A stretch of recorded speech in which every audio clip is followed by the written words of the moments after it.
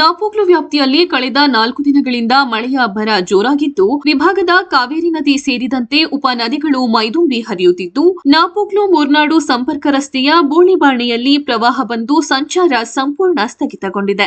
ನಾಪೋಕ್ಲು ಗ್ರಾಮ ಪಂಚಾಯಿತಿಗೆ ಒಳಪಟ್ಟ ಚೆರಿಯಪರಂಬು ಕಲ್ಲುಮುಟ್ಟೆ ಗ್ರಾಮಕ್ಕೆ ಸಂಪರ್ಕ ಕಲ್ಪಿಸುವ ಮುಖ್ಯ ರಸ್ತೆಯ 2 ಕಡೆಗಳಲ್ಲಿ ಕಾವೇರಿ ನದಿ ಪ್ರವಾಹ ಬಂದು ಸಂಚಾರ ಸಂಪೂರ್ಣ ಕಡಿತಗೊಂಡಿದ್ದು, ಈ ಭಾಗದ ಜನರಲ್ಲಿ ಪ್ರವಾಹದ ಭೀತಿ ಎದುರಾಗಿದೆ. ಗ್ರಾಮದಲ್ಲಿ 300ರಿಂದ 400ಕ್ಕೂ ಅಧಿಕ ಕುಟುಂಬಗಳಿದ್ದು, ಅಲ್ಪ ಮಳೆಗೆ ಮುಖ್ಯ ರಸ್ತೆಯಲ್ಲಿ ಪ್ರವಾಹ ಬಂದು ಸಂಕಷ್ಟ ಅನುಭವಿಸುವಂತಾಗಿದೆ. ಅಲ್ಲದೆ ಇಲ್ಲಿನ ನದಿ ದಡದಲ್ಲಿ ವಾಸಿಸುವ ಕುಟುಂಬಗಳಿಗೆ ಪ್ರವಾಹದ ಸಂದರ್ಭ ತೆರಳುವಂತೆ ಈಗಾಗಲೇ ಕಂದಾಯ ಇಲಾಖೆಯಿಂದ ನೋಟಿಸು ನೀಡಲಾಗಿದೆ. ಈ ಗ್ರಾಮದ ಜನರು ನಾಪೋಕ್ಲು ಪಟ್ಟಣಕ್ಕೆ ಬರಲು ಕುಕ್ಕುಂದಕಾಡು ಕಲ್ಲುಮುಟ್ಟೆ ರಸ್ತೆಯನ್ನು ಬಳಸಿ ತೆರಳುವ ಅನಿವಾರ್ಯತೆ ಎದುರಾಗಿದೆ.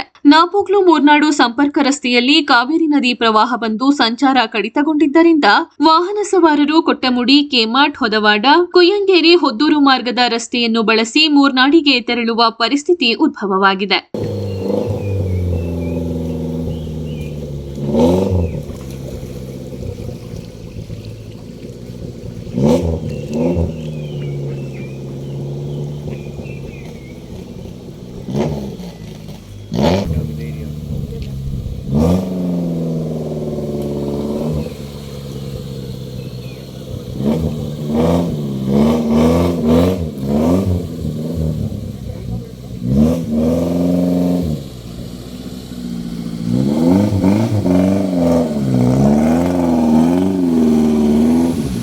ನಾಪೋಕ್ಲುವಿನಿಂದ ಬೆಟ್ಟಗೇರಿ, ಮಡಿಕೇರಿ ತೆರಳುವ ಮುಖ್ಯ ರಸ್ತೆಯ ಕೊಟ್ಟಮುಡಿ ಜಂಕ್ಷನ್ ಬಳಿಯಲ್ಲಿ ಕಾವೇರಿ ನದಿ ತುಂಬಿ ಹರಿಯುತ್ತಿದ್ದು, ರಸ್ತೆ ಬದಿಯ ಕಾಫಿ ತೋಟಗಳಲ್ಲಿ ಪ್ರವಾಹ ಆವರಿಸಿದೆ.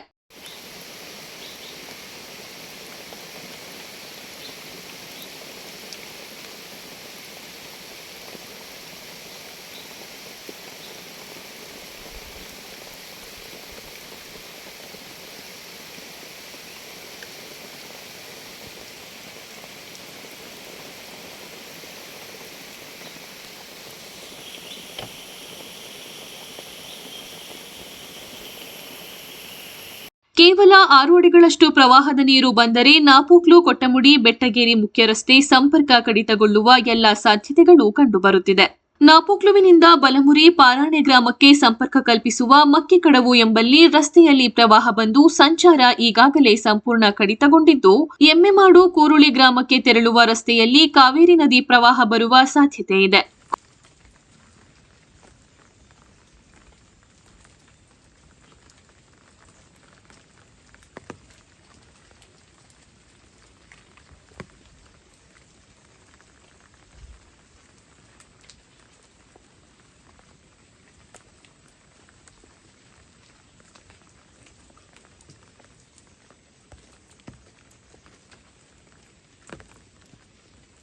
ಮಾರ್ಗವಾಗಿ ಕೋಕೇರಿ ಗ್ರಾಮಕ್ಕೆ ತೆರಳುವ ಕುಪ್ಪೋಟು ಹೊಳೆ ಮೈದುಂಬಿ ಹರಿಯುತ್ತಿದೆ.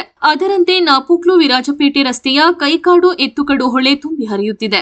ನಾಪೋಕ್ಲು ವಿಭಾಗದಲ್ಲಿ ಮಳೆಯ ಆರ್ಭಟ ಮುಂದುವರೆದಿದ್ದು, ವಿಭಾಗದ ಎಲ್ಲಾ ನದಿ, ತೊರೆ, ಹಳ್ಳ ಕೊಳ್ಳಗಳು ಉಕ್ಕಿ ಹರಿಯುತ್ತಿದ್ದು, ಕಾವೇರಿ ನದಿ ಅಪಾಯದ ಮಟ್ಟ ತಲುಪಿದೆ. ಮಳೆಯು ಇನ್ನೆರಡು ದಿನ ಇದೇ ರೀತಿ ಮುಂದುವರೆದರೆ ನಾಪೋಕ್ಲು ನಗರ ಎಲ್ಲಾ ಕಡೆಗಳಿಂದ ಸಂಪರ್ಕ ಕಡಿತಗೊಳ್ಳುವ ಎಲ್ಲಾ ಸಾಧ್ಯತೆಗಳು ಕಂಡುಬರುತ್ತಿದೆ. ಪ್ರವಾಹ ಬಂದ ರಸ್ತೆಗಳಲ್ಲಿ ನಾಪೋಕ್ಲು ಪೊಲೀಸರು ಬ್ಯಾರಿಗೇಡ್ ಅಳವಡಿಸಿ ಸಾರ್ವಜನಿಕರು ಓಡಾಡದಂತೆ ಕ್ರಮ ಕೈಗೊಂಡಿದ್ದಾರೆ.